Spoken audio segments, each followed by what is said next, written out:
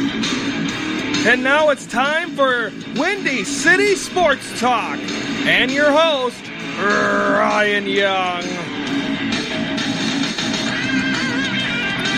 Hello, Chicago! Welcome to this live Wednesday, November the 16th edition of Windy City Sports Talk. I am Ryan Young. For the next half hour, we're going to recap and preview everything in the world of Chicago sports. No, I'm not. It's a squeaky chair. I apologize. If you want to follow me on Twitter, it's at ringside_rep. Appreciate everyone that tunes in. I know Nick always listens. I know we always get some feedback. Appreciate that. Love you all. So, of course, we got some recapping to do. No previewing to do today. Neither team on their circus trip will be in action tonight. The Hawks are off until Friday. The Bulls will be back at it tomorrow. But they both did play last night, and we'll get to that on the second half of the program. A couple of things I want to talk about. Okay, so today, for folks that don't know, I do a wrestling show. And a wrestling show, and for the third year in a row, we're going to WrestleMania. I'm so excited because this year it's Orlando. I've been to Miami, but getting a chance to go to Orlando and be around there, and stoked. And tickets went on sale today, pre-sale. So I'm all ready. I got these great tickets. I go into the thing, and all of a sudden it says my card is not good. Well, obviously that's wrong because I've literally been buying Christmas gifts up the wazoo with my card. So very aggravated. The 2-3 times had very nice tickets, and I let them get away. So the pre-sale's done. So the regulars go on sale on Friday. So I gotta call Ticketmaster tomorrow and see what's up with my card, because I'm not too happy about that, because it's the crown jewel of this trip, and I can't get tickets because of my card. Very irritating. So hopefully that will change, and hopefully Friday I will have tickets to WrestleMania in Orlando at the Camping World Stadium. So hopefully. But so that's my story for that. That's how my morning was. But besides that, everything's good in the hood. Now, so a couple of stories we'll talk about in a second. The managers of the year were announced last night, and exactly what I expected. But something came out yesterday of actually, there's a couple things I want to talk about. But the main thing that's on everyone's tip of their tongue today is the LeBron James Phil Jackson situation. Now, I don't like talking about race, because you could say one wrong thing and it can get turned into something terrible. And that's kind of what happened in this instance of what happened to Phil Jackson. Now, I'm not sure what the interview was, but apparently what he said is, I think it had something to do with LeBron James leaving Miami and something with Pat Riley of that sort. So what apparently he said is that LeBron James and his posse. Now, posse's not, apparently then LeBron James says he's lost all respect for Phil Jackson, and I don't know how you can say that. The guy's got more championships than fingers, I think.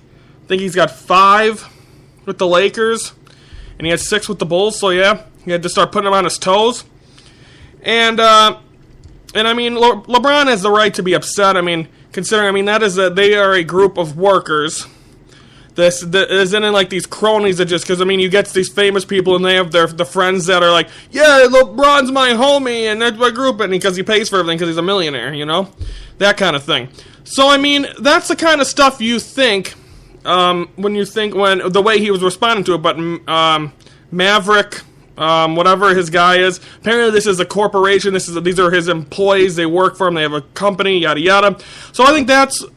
If you're thinking it from that point, and Phil Jackson knew that was then posse would be the wrong word to use, his associates or something like that. If that's his working friends, if it's just guys that follow him around because he's rich and LeBron James, then yeah, I think that'd be considered a posse. But I think, and then of course, I believe LeBron James also said this is like code word, which also he's also implying that Phil Jackson might be coming off as a racist. Now, I don't know Phil Jackson. I'll probably never meet him. But from what I've heard, he's a guy that I've heard this from New York stations, that he was with Walt Clyde Frazier. He was, when he was teaming with the Knicks, they were teammates and they bunked together and they roomed together, but when whites and blacks couldn't be allowed together. And they did, and Phil Jackson did that. And obviously, if you don't know, Walt Clyde Frazier is African American. And then, of course, he coached probably 4 of the greatest, at least in my lifetime, African American basketball players there are. being Michael Jordan, Scottie Pippen, and then Kobe Bryant and Shaquille O'Neal. All four are eventually going to be in the Hall of Fame. 2 of them already are. So, you haven't heard anything from any of them 4. You might hear something. The only one that really has a public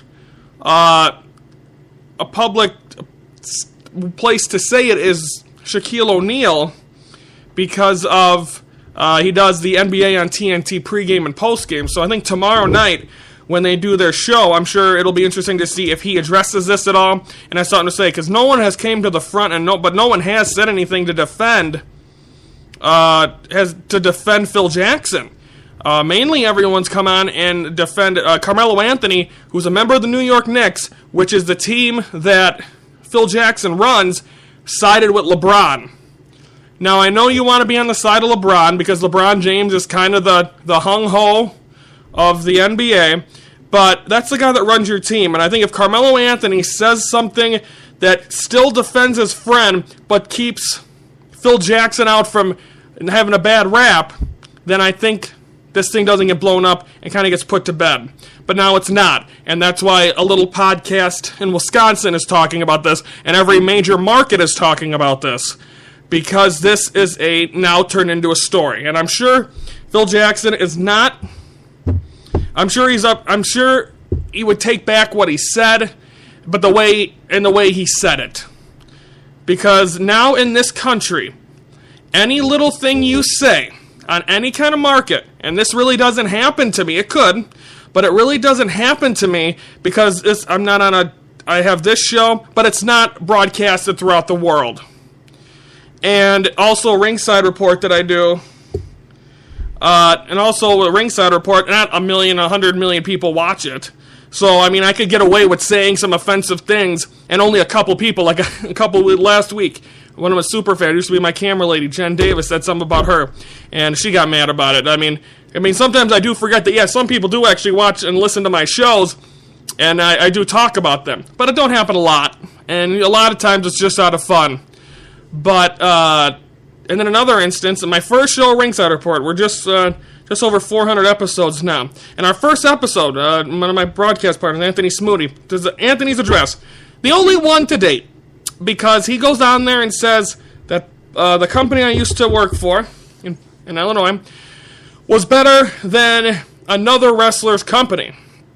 Well, that other wrestler went on, and actually it was our first show, so everyone watched it. And then he blew up, which actually gave us, and still to date, our most watched episode ever. And he went nuts because he got offended of what we said. And eventually it was official, it was blown under. We've talked to him many times since and all that. But things can offend people when they watch it, when you're on the big, and with these guys, you have to watch out what you say. But in the way the world works these days, is that you could say one thing and everyone can turn it into another way to where it eventually, you might as well not say anything anymore. And of course, you have all these shows, and it seems like every day there's someone that says something that's blown out of proportion by someone, and then here you go, you got a story. And this is the story this week between LeBron James and Phil Jackson. Now, I'm not taking sides. I don't think posse is a bad term. When I talk about people in there, I don't know anybody that has a group, but being a wrestling fan, I've referred to people with them in their cliques, which if you are a wrestling fan, you know who the original clique is: Scott Hall, Kevin Nash, Triple H, Shawn Michaels, and Sean Waltman, a.k.a. X-Pac. But a lot of reason, when I refer to people as, oh, look, you brought the herd, when people have a bunch of kids or something. So the herd is pretty much the only thing I say, and that's considering calling people animals almost. So I think almost what I say is worse than what Phil Jackson said about LeBron James and his buddies, his associates, or whatever you want to call them. But apparently, posse's probably one of the best, I shouldn't say the best, but one of the things they say. But the way the world works these days, everything gets blown out of proportion, and that got blown out of proportion. So take it with a grain of salt, and we'll see what happens from that. But that's that on that front for LeBron James and Phil Jackson, and we'll see if anything else comes out of that. Other news, Tony Romo yesterday addressed the media. And you could just hear, and I mean, I didn't watch the interview.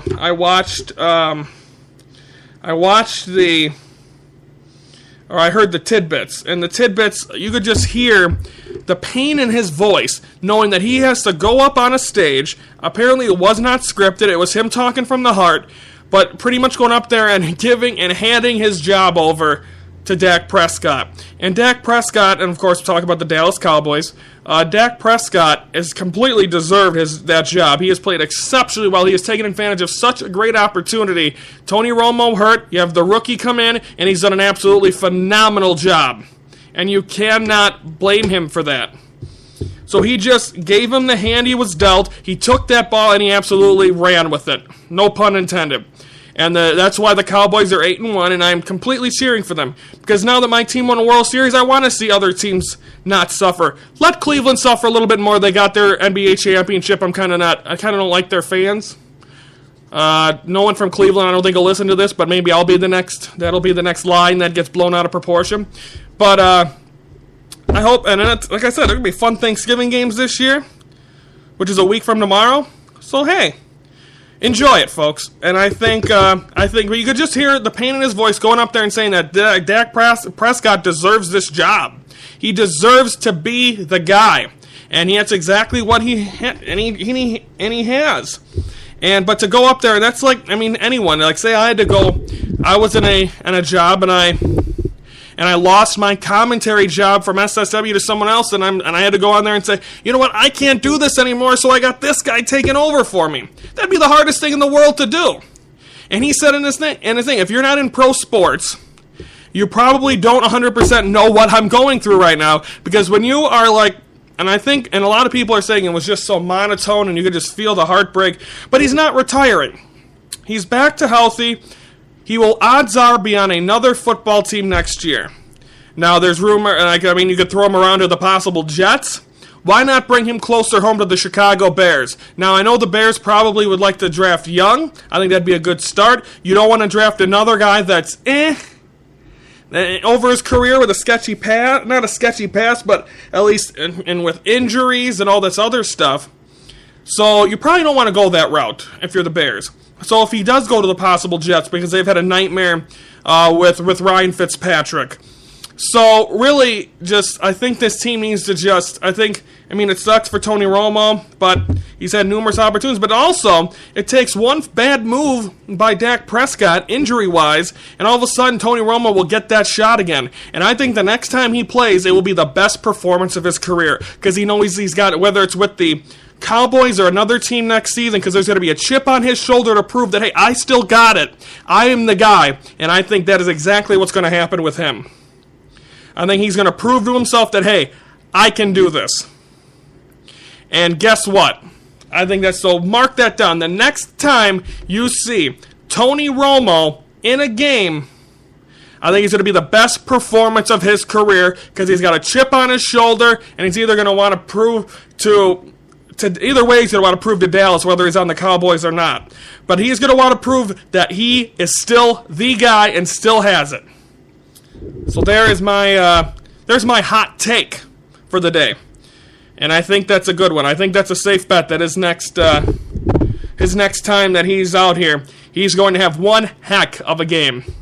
So that's that. So Dak Prescott deserves that. And they will play again on Sunday. And then they will play Thanksgiving. So and they'll be the second game. They'll be like the 3:30 game after the Lions face the Vikings. So I think both early games on Thanksgiving are going to be great. So I definitely recommend anyone checking it out, or anyone that enjoys football. I think this year now, finally, because right now the Lions are right back in it, and the Lions with a win over the Vikings in that game could definitely solidify themselves as I say, you know what, I am going to take this division. I mean, they've fallen into first place right now. They were not a first place team. They were on their bye week, and the Packers and them and the Vikings both lost. So they had their opportunity, and they did it. So we'll talk more about those games next week. Again, we'll have a shortened week next week, Monday, Tuesday, and Wednesday.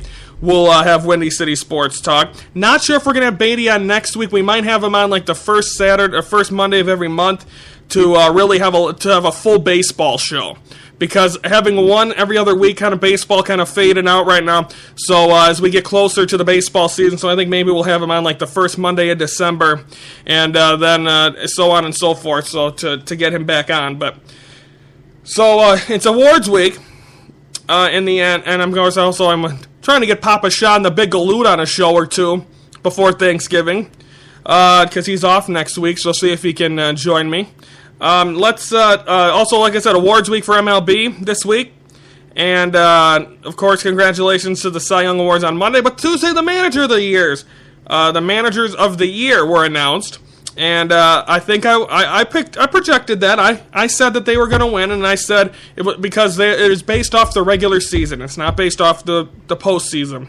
And I think even the postseason, Joe Maddon didn't deserve it, but congratulations to Terry Francona, who got the Indians to the playoffs. I think that 14-game winning streak, and really a team that was going in, and you have the Royals and you have the Tigers, two very good teams in the American League Central, and they were able to solidify themselves. Going in, not many people were talking about them, and he took them to the playoffs and then eventually to the World Series. And then also in the National League, Dave Roberts. I mean, he goes in, yes, he has that big payroll. I knew Dusty Baker wasn't going to do it, because for some reason he's always a short end of the stick there. But and then Joe Maddon, I think, wasn't going to get it 2 years in a row because this team was expected and projected to be World Series caliber, and that's exactly what they did with 103 wins in 2016. So I think both guys did a tremendous job, and I think both them guys deserve it. And Dave Roberts deserves it. Obviously, both guys would trade them Manager of the Year trophy in for the Commissioner's Trophy. So I think the Cubs got the better end of that deal, and they are World Series champions, and best of luck to them, but congratulations to them. Also, considering with awards, the MLB awards tonight will be Cy Young Award, which the Cubs have a big hand in, mainly because you have the Cy Young, Chris Bryant's MVP, that's tomorrow night. But for the Cy Young, you have two Cubs in that. You have Jon Lester and Kyle Hendricks. Now, if you're a gambling man, by the way, I haven't gambled in about 2 months, so congratulations to me. But if you're a gambling man, do you put your money on a Cub or the field? Which the only field is Max Scherzer. Now, Max Scherzer pitched very well. But what a way Kyle Hendricks pitched. Jon Lester led this. He was like the ace. So I think if I had to project right now, let's see here, Sports Illustrated, I'm not sure if this is even there. Here's for the American League: Corey Kluber, Rick Porcello, Justin Verlander. Corey Kluber was 18-9. Rick Porcello was 22, and with a 3.14. Porcello was 22-4 with a 3.15, and Justin Verlander was 16-9 with a 3.04. So if I had to pick, Kluber did a very good job in the playoffs, and I think the Indians may take it. So I'm going to say, I'm going to go Corey Kluber for the American League. And for the National League, you got Kyle Hendricks, Jon Lester, Max Scherzer. I think the votes are going to be separated between the Cubs, so I'm going to go once again against the Cubs. I want to see one of them win it. I'm rooting for them, but my picks is Max Scherzer. So my picks for the Cy Young tonight, and I was right for the Manager of the Year, is going to be Max Scherzer and Corey Kluber. So we'll see if I'm right on that. And again, we'll talk about that. And then, of course, the big one, MVP, which Chris Bryant deserves that, and we'll get more into that on tomorrow's show, our last live one of the week. Of course, like I said, Friday's show will not be recapping the Blazers and the Bulls because I'll be recording that show during that game because I don't do live Friday shows anymore. So we'll be mainly just previewing the weekend and not looking back to the Blazers and the Bulls, and maybe I'll bring it up on Monday's show. So that's so awards will continue.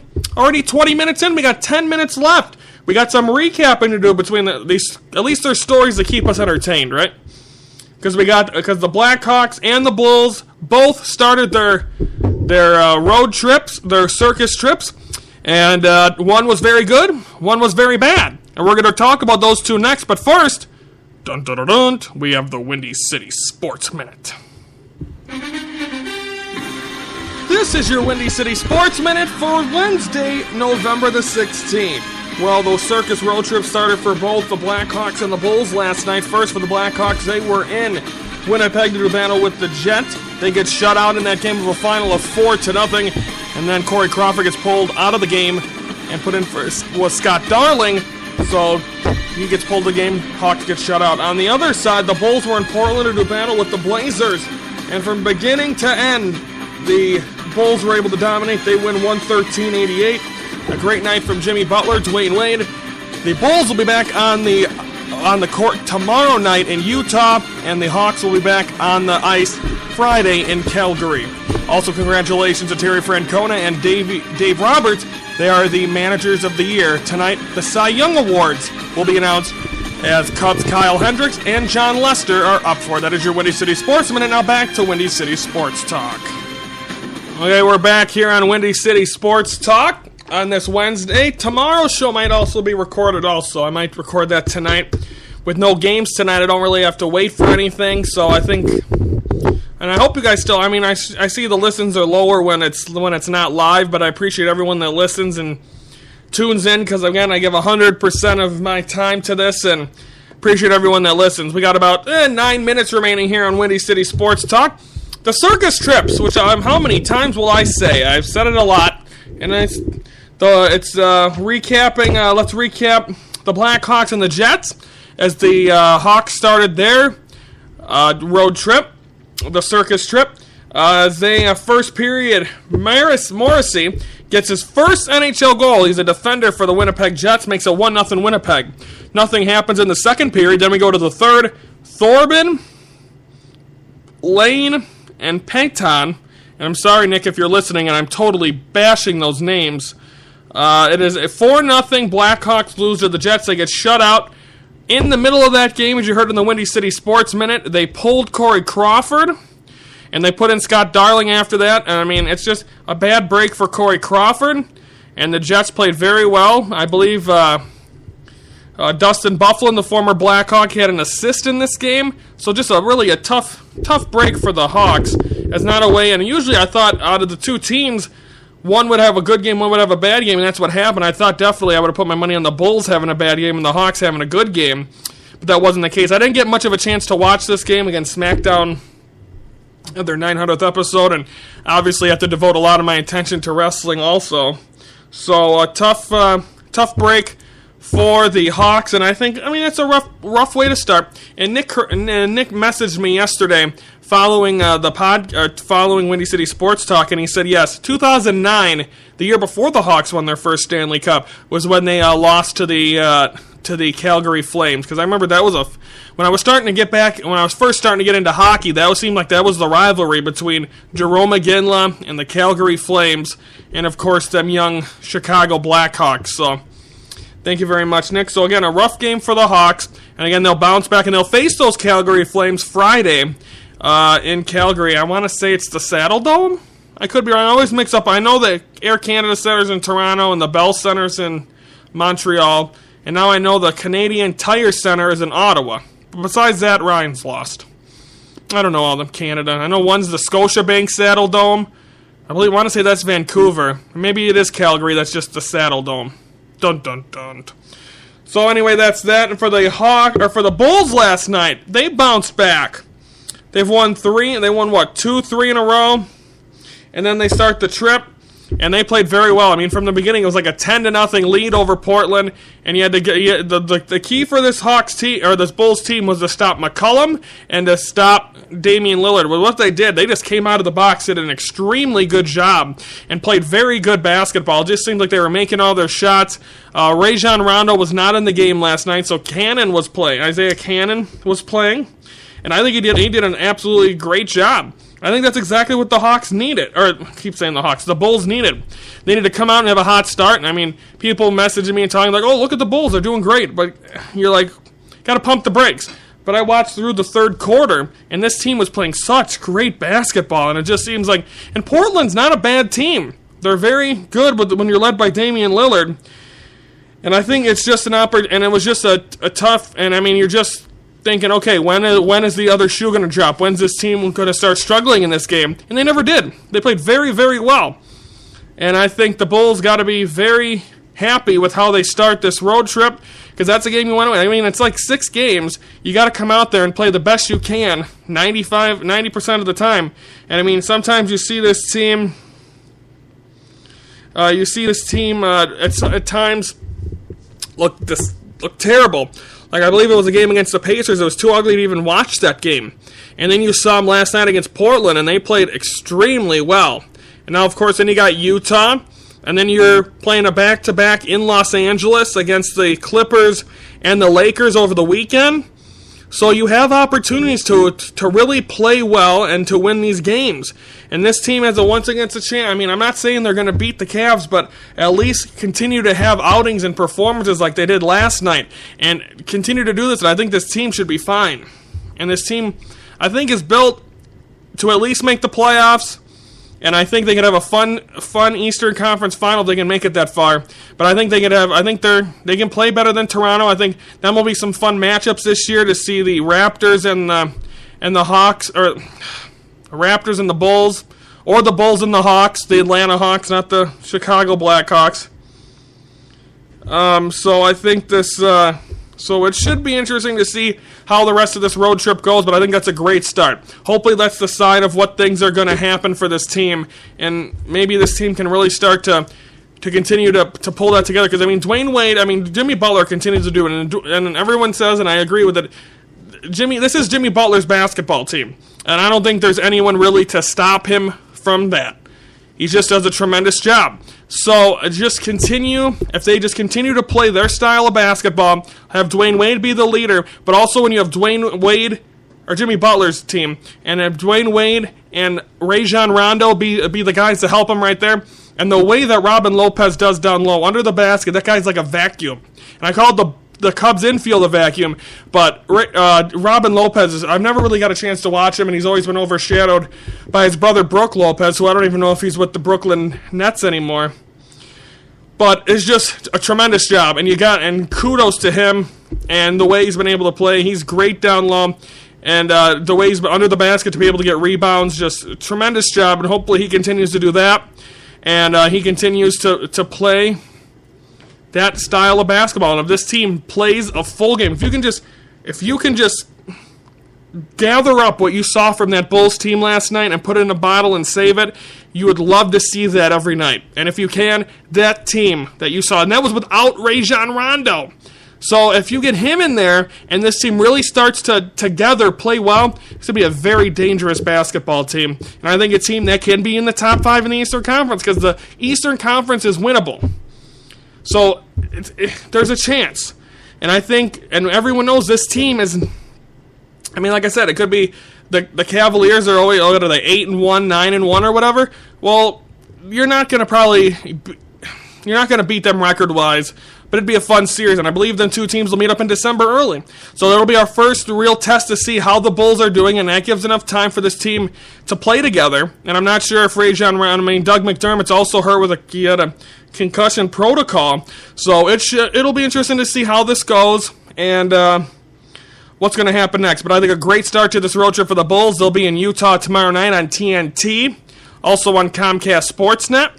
So let's just see this team continue to play good basketball, and that's pretty much all you can ask for. Because, again, they're going to get harder. I mean, the two games against the Clippers, who are a very good team, and you got the Lakers, who are a young team that just don't know how to lose right now. I think they were going to be two tough games, and they're still, and I know they finish out against a Philadelphia 76ers team that's rebuilding, but they got a lot of young guys and a very, very talented basketball team.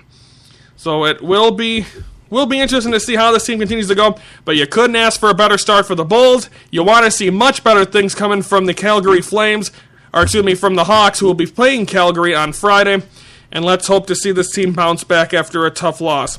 So the Bulls, keep it going. I'm impressed. I'm very impressed by how they played that basketball game. A preview for tomorrow. I'm not sure if it'll be live or not.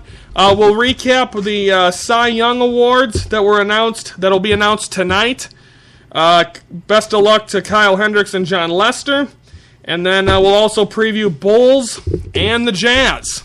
So that's all coming up tomorrow, everyone. Have a nice day. Enjoy this warm weather. It's supposed to snow this weekend, but I'm here to keep you warm. Have a great day, Chicago.